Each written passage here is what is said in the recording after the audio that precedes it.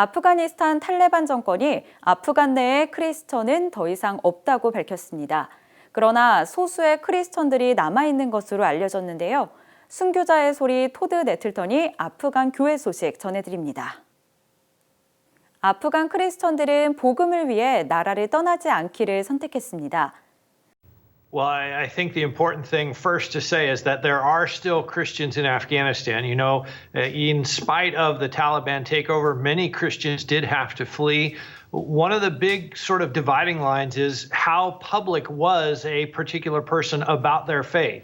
Many of those who were publicly known to be Christians, they did have to flee the country. Those who were less known, though, many of them made the decision to stay, and they knew the risks of that. They know what the Taliban teaches about apostates, but their attitude was, if all the Christians leave, who will be here to share the gospel? And so they boldly made that decision to stay.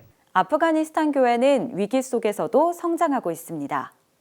You know, I have heard some anecdotal stories of, yes, there are people coming to faith. And one of the things we hope for, one of the things I think we can pray for, is that the Taliban will plant the seeds of revival in Afghanistan, just as the Islamic Revolution in Iran planted the seeds of revival there. As the people of Afghanistan see the dark, hostile face of Islam that the Taliban represents, may the Lord move in their hearts. May they be hungry for something different.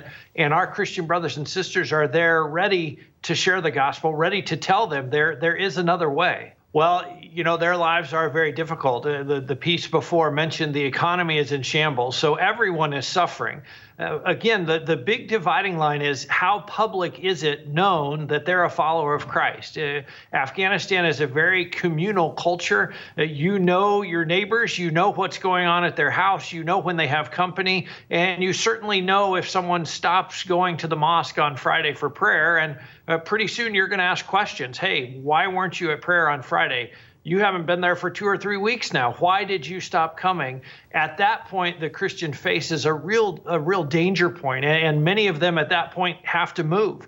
We need to go to a different part of the country. We need to go to a bigger city where we can blend in, because once it becomes known that you're a Christian, you definitely have a target on your back.